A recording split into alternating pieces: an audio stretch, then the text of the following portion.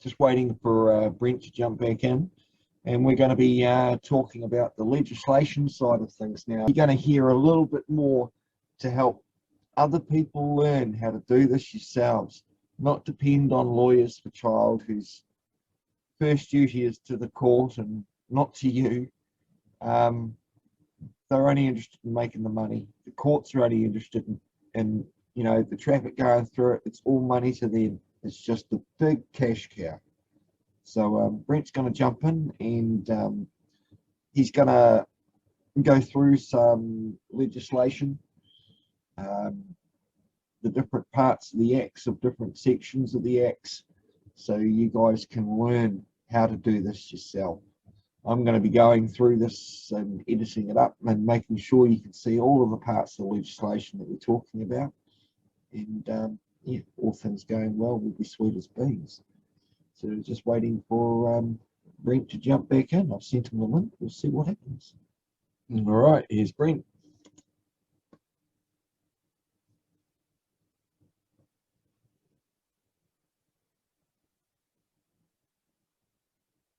Brent, bro, it's been too long.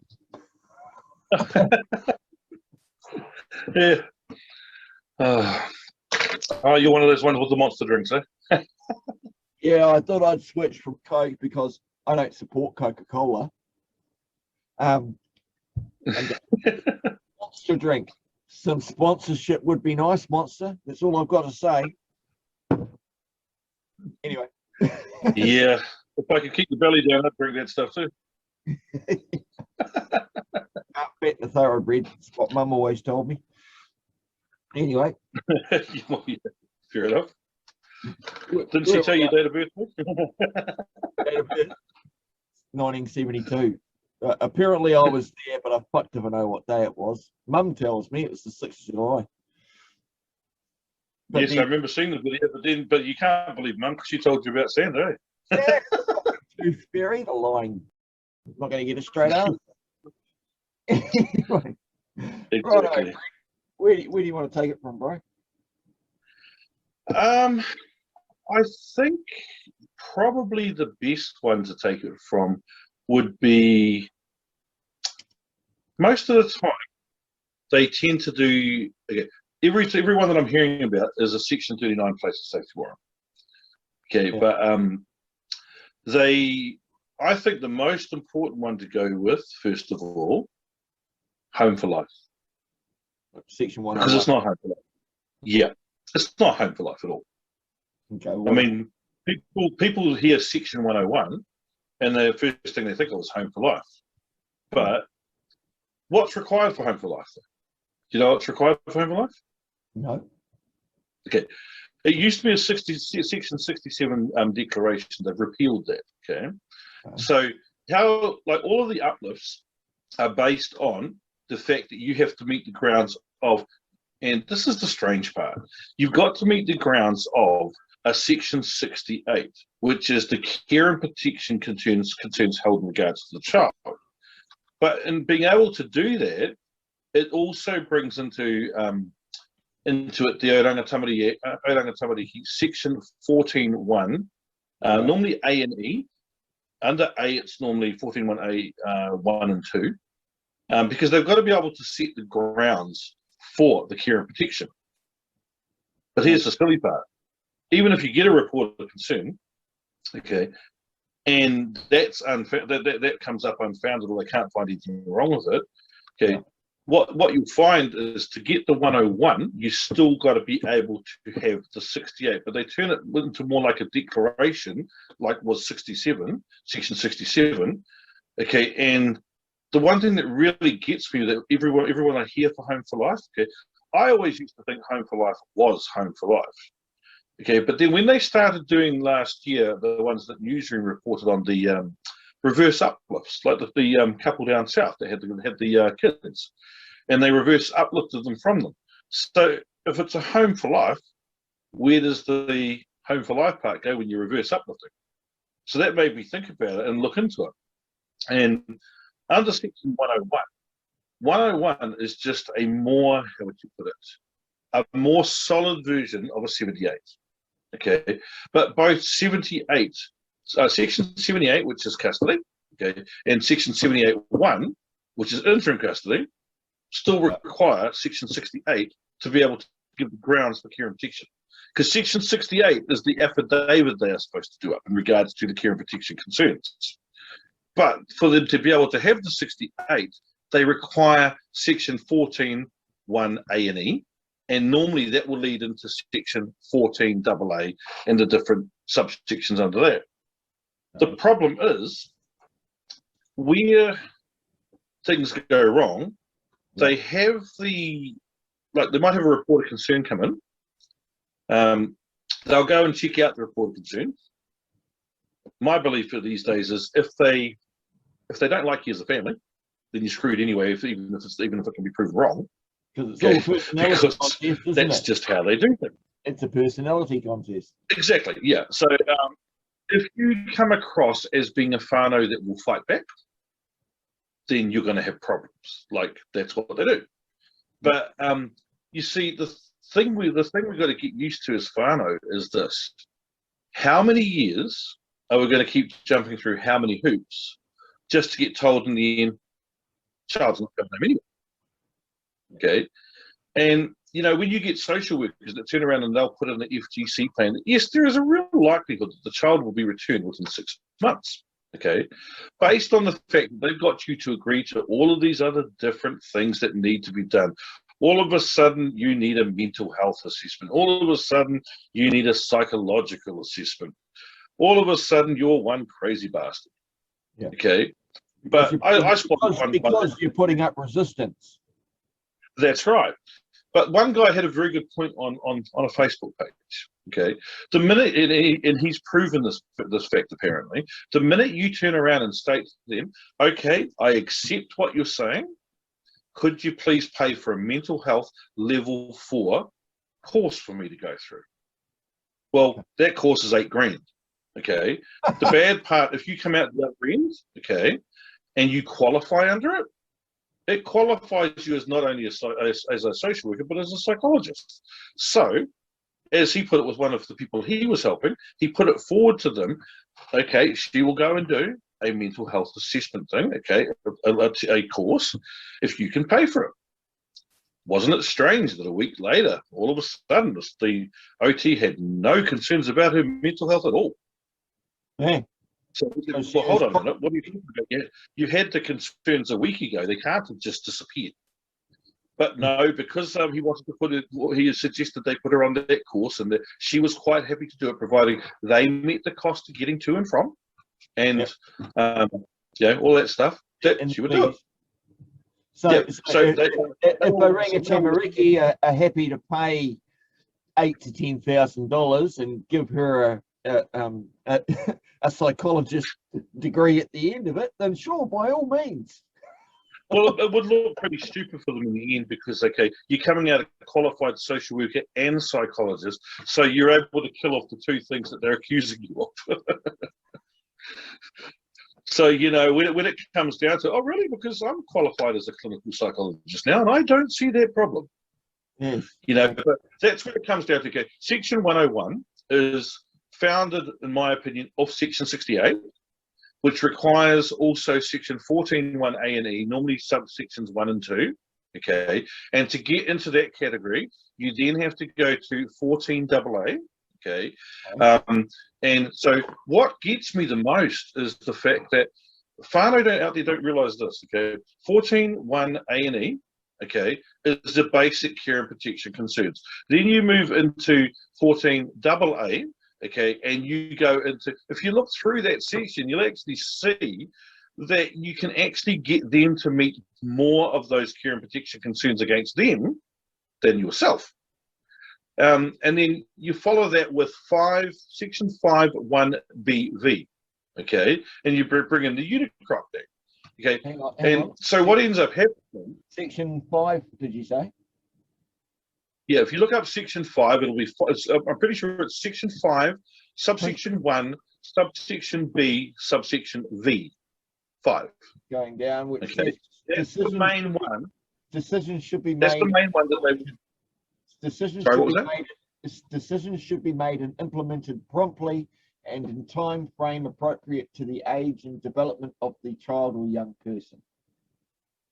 Yes, and so they try to include this in the fact that, okay, not only do they have care and protection concerns, okay, but they're trying to make them as solid grounds as possible so that they can do the 101. Because where they repealed Section 67, which was the declaration for being able to get a 101, yep. Okay, basically you now require 68, 14, 1A and E, I think it's 1 and 2.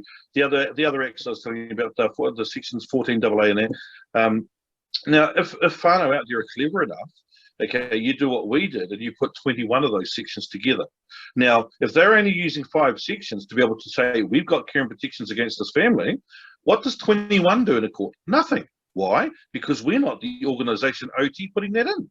But when you've got a child that's been abused, okay, it's not taken seriously because you're bringing up all of the parts of their own act that they didn't bring up, okay? So then that's when they require to get heavier counsel involved to start blocking you, because all of a sudden it becomes pretty obvious you are aware of what their act can do.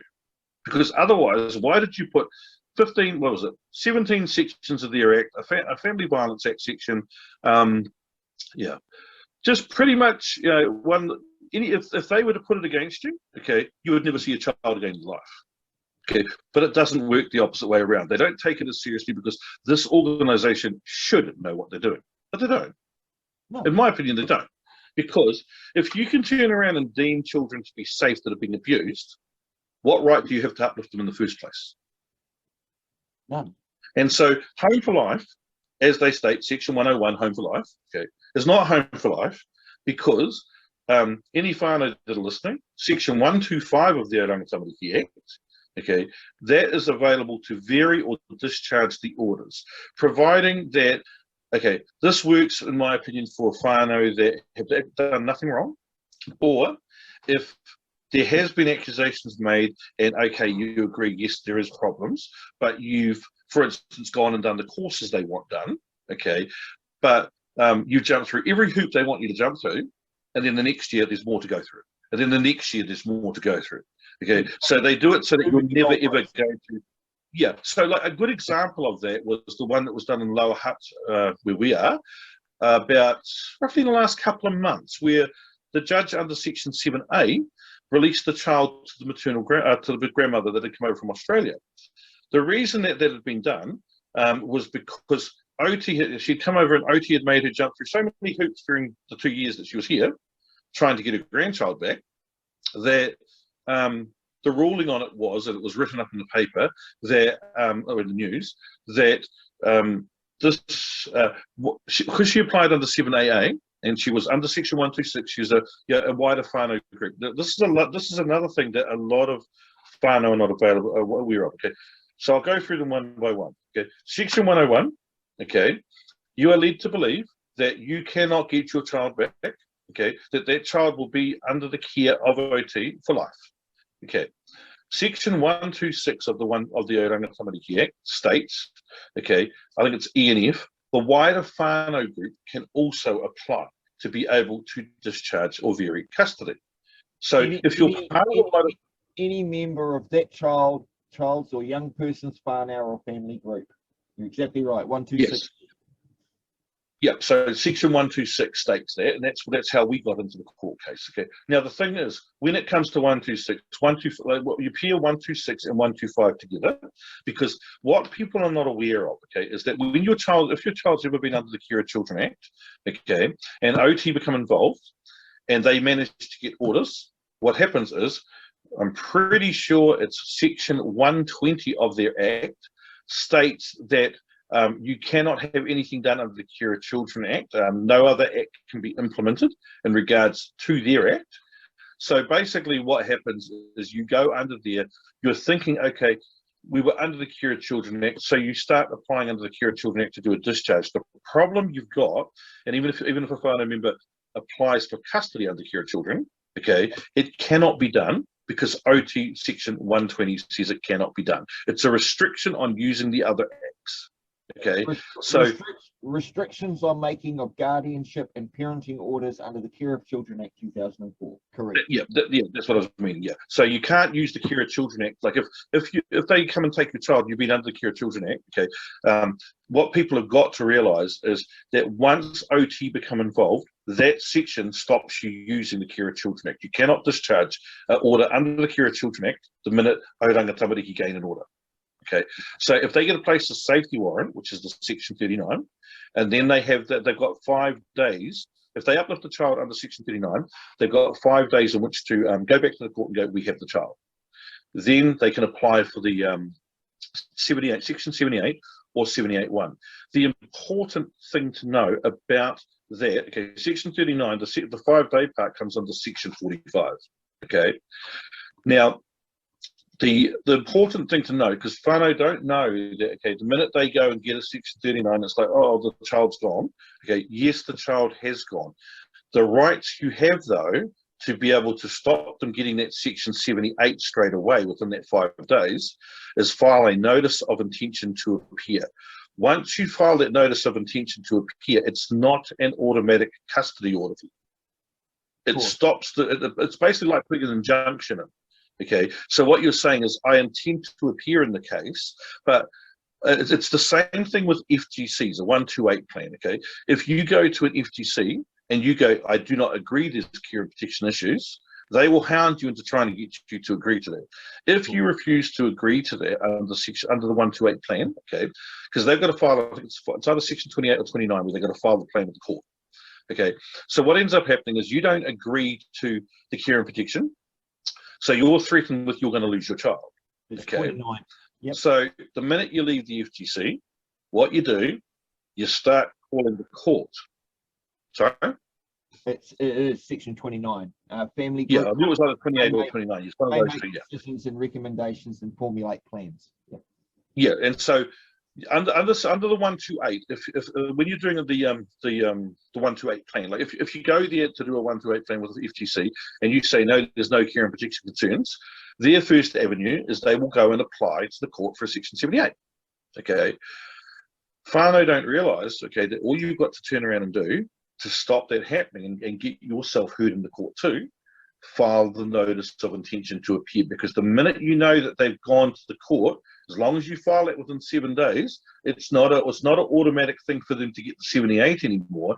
It's okay, we'll set a judicial conference date to get a hearing done and we'll hear both sides. Okay, so your child's not going to be uplifted for that. I'll point out the reason for that, and it's just like a speeding ticket or anything else that the government put to you. Yep. Silence is acquiescence. If you say nothing, you're accepting to what they're saying. If you show up resistance or say something or no, you're not having my authority to do it, then they have to follow the procedures. If you shut up, so basically, straight over you. Yeah, but basically what you're doing is you're turning up to an FTC, you're going, no, I don't agree, which is saying, no, I don't consent to having this meeting. From there, they try and go and say, right, well, then we're going to have to go to court. Well, then go, fine. Okay, I'll see you in court. Wait. Because what they'll say is we're going to have to go and get orders. We don't think to ourselves, let's go and see when they've filed. And so what you do is you ring up the court, you give the child's name, okay, that you're dealing with, okay, and you ask, has anybody filed any applications? The minute you find out an application is filed, okay, you ask for the FAM number and you file a notice of intention to appear.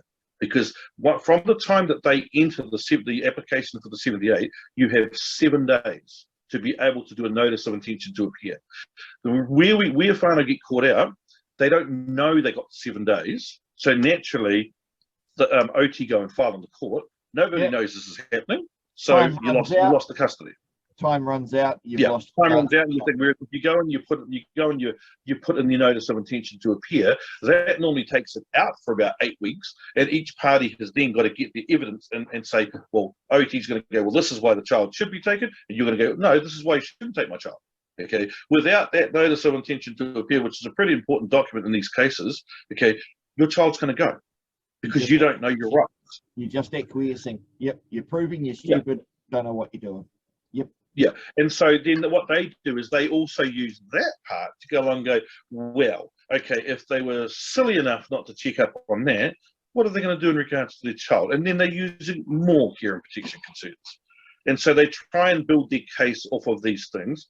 And what makes it very hard for them is when whānau know their rights and you bring them up and go, well, no, under this section, you can't do this. Okay, under this section, I can apply to have my time in court. And they don't like that because of the fact that, okay, we've now got whānau fighting back. And so if you get enough whānau fighting back, what are we not going to have? Kids in care. Okay. I do say though that, okay, where we do have whānau that are having difficulties with children and that, okay, and it's a proven thing, then okay, yes, you still want to put your notice of intention to appear in, because you should still be able to have the chance to make the changes and not under the thumb of someone else. Because as we all know, that if we get forced to do something, we're not likely to do it. But if we can put our side forward, and then we can turn around and say, okay, well, I mean, if they want you to do all of these different things, okay, and you're happy to do it, make it at their cost. You pay for me to get to it. Yeah, you're saying I have to make the changes. I'm saying, okay, I'll agree to that if you do a family group conference, okay, but you make them pay for the cost, because they're the ones saying you need changes. Is there anything in law that states that you have to pay for them or that they have to pay for them? Do you know what I mean? Not that I have seen, but okay, okay. When it comes down to it, okay, if you want to be able to make sure that they are paying for, like say if they say you need to go to, I don't know, it might be a hospital 20k away to be able to do, you know, mental health assessments. Okay, that's fine. Then under Section 92, you give me a support order to say that I've got to go to it and that you're going to pay for me to get there.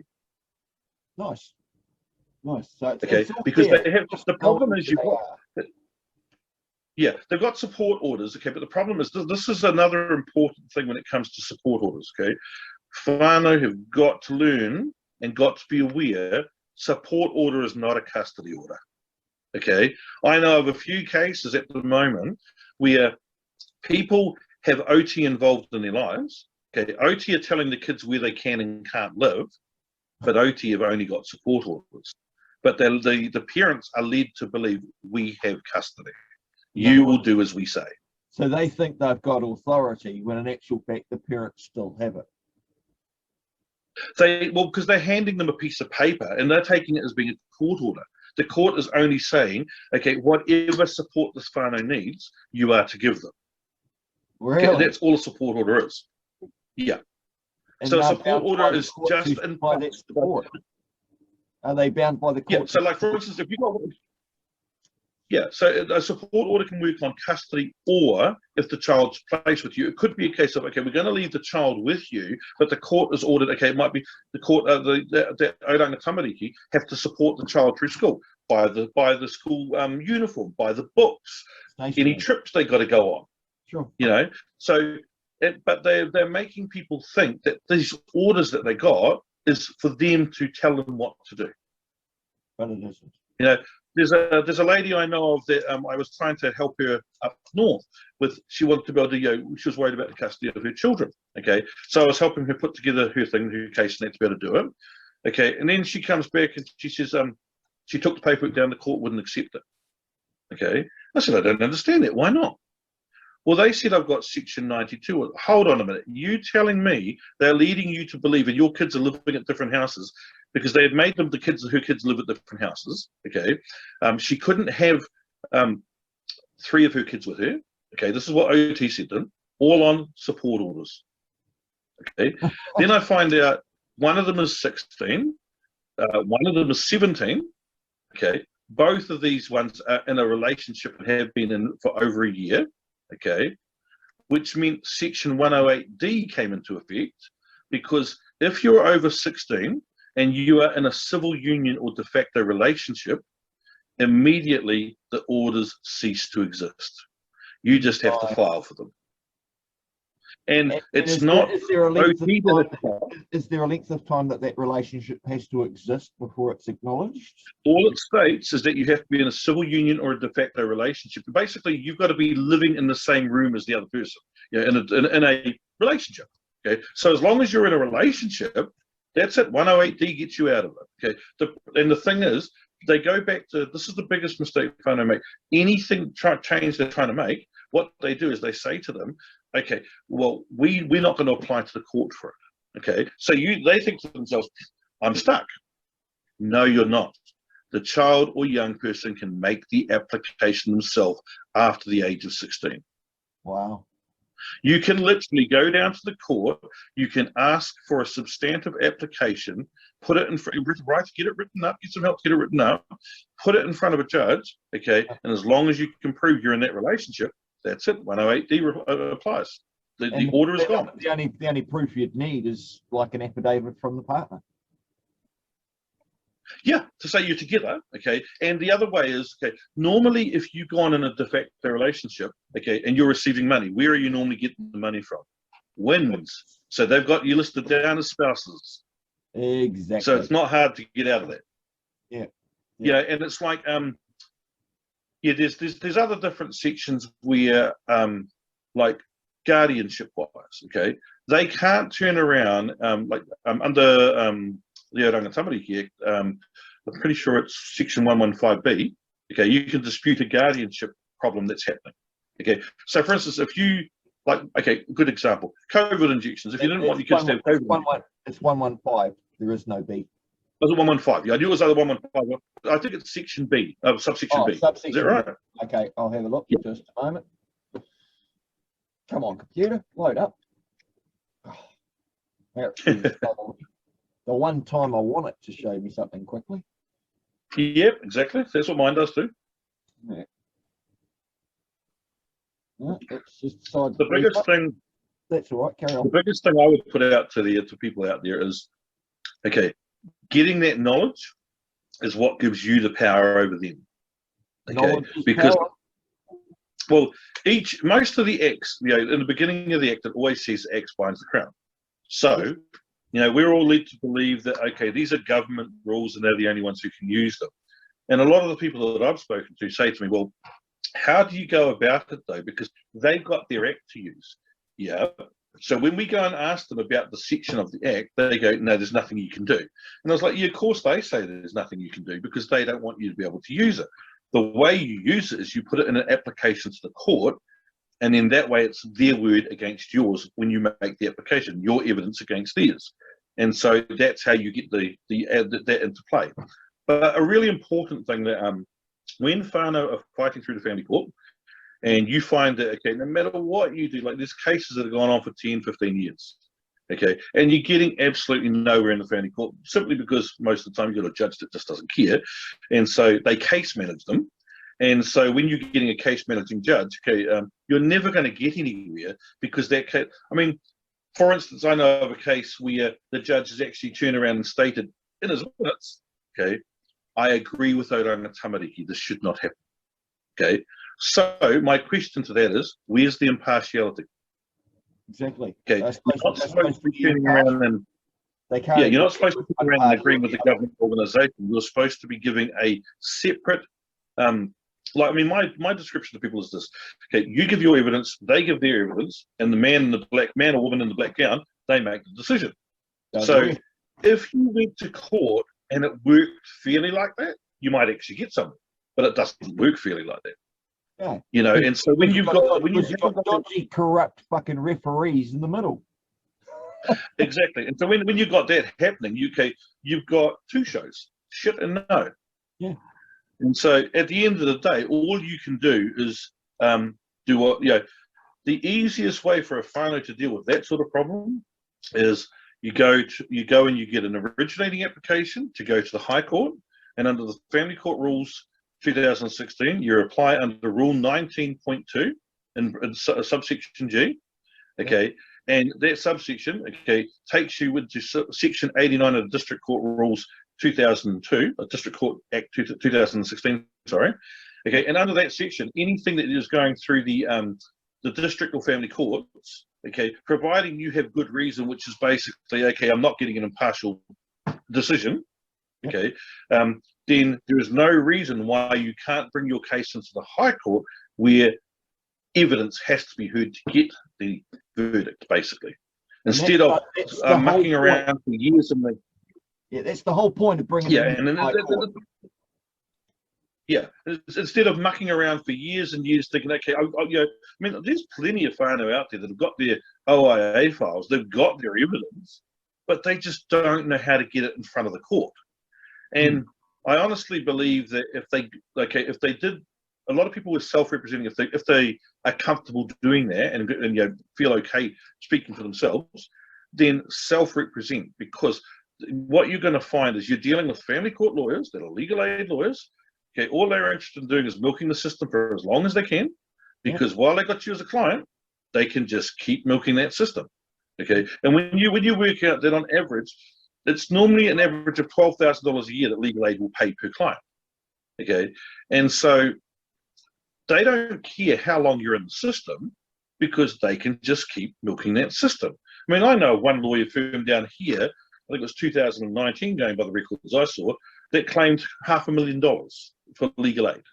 You know, there's firms up in Auckland that I've seen on the same list that claimed, what was it, a couple of firms with $2 million, you know, and legal aid. It's I have got the entire spreadsheet of what legal aid paid out to every lawyer in the country. I haven't even totaled the amount, but I'm over $400 million so far as to how much was paid out just in that 1 year. Yeah, and so it shows you, okay, for the whānau out there that are listening, it shows you that the reason you're getting nowhere in your case, unless you've got a good lawyer that's actually deciding to do it by the books, okay, the reason you're getting nowhere is because of the fact that the longer they keep you on their books, the more money they make. And so, yeah, there's less, that you don't have to go and get as many clients because you're milking the system that way.